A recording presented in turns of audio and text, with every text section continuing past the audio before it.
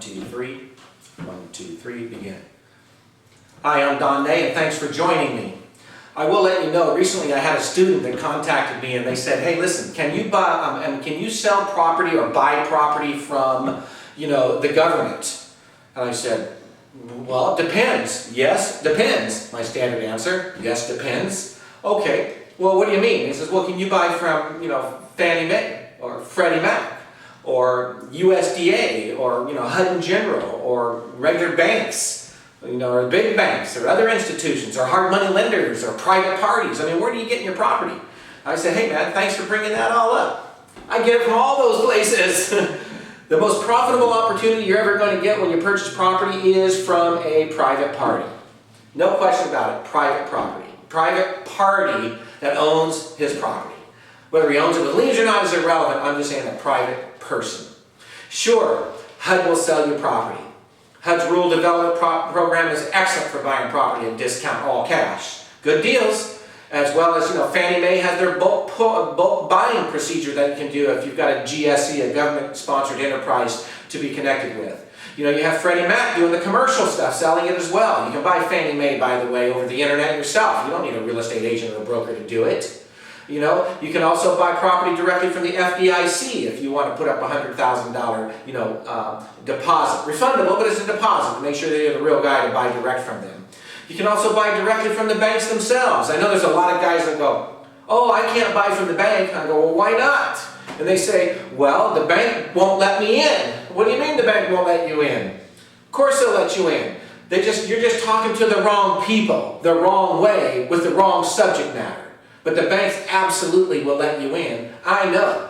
They know I'm a competitor to most everyone else out there, and I'm out there to buy property from the banks, and I'm able to buy it from the banks direct, so I don't see why you're not able to as well. There's no cover-up, there's no secret, it's all relationship-driven. That's the new marketplace that we're in right now due to the fact the banks got the money and they got the houses. So now we're saying, well, prices is increasing, or there's no inventory. And that's just the funniest thing in the world. If you're in the business, there's a lot of inventory. You're just looking in the wrong places. You're looking under the wrong rocks.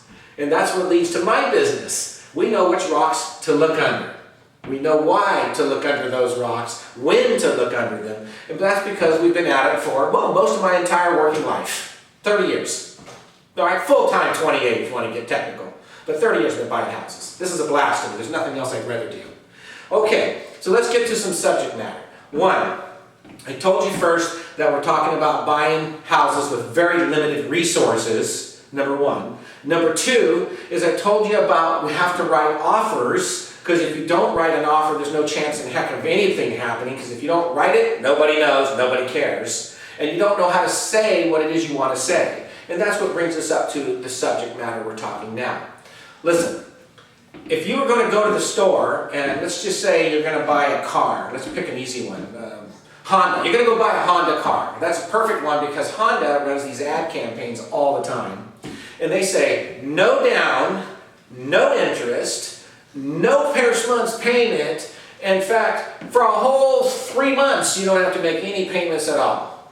And then they'll say, on approved credit. That's that OAC, on approved credit. Okay. Well, how would I like to say no payments, no down, no interest, you follow me? No bank qualifying. So we took out that approved interest over here. Well, that's how it says when you sell the car, except the car wants to run your credit. So we can put no interest and no down payment and no payments and no qualifying when we're talking about a property, a house, because we own the asset. So we want to talk to owners of those assets that fit those particular qualifications. Here's how we do it.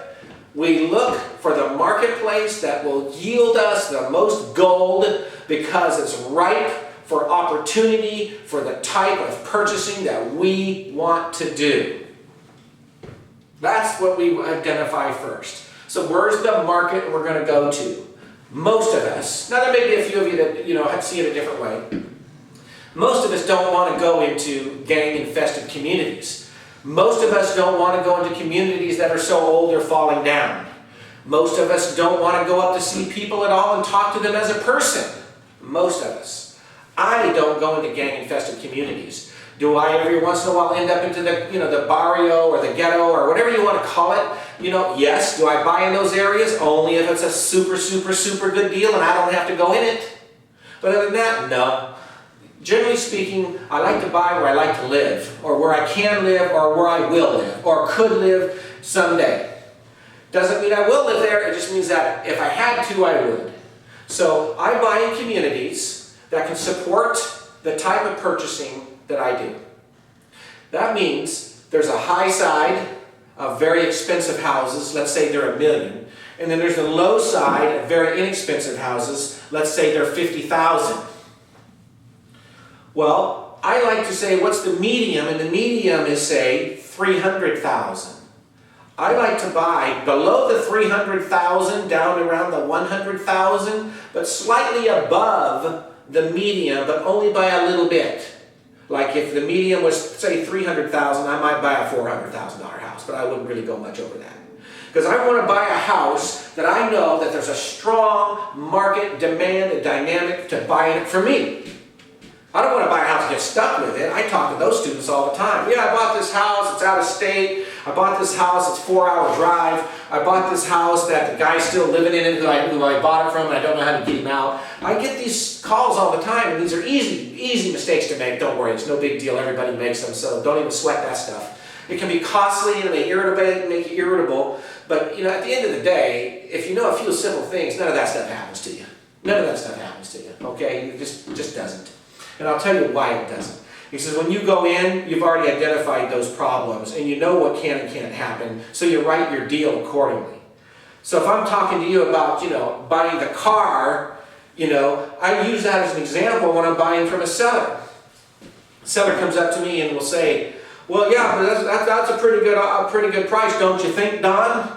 And if we're already talking about price, I don't really know them, and the deals might not go down because we're talking about money and price. And that ain't how business is done. People don't do business with people who are only interested in money and price.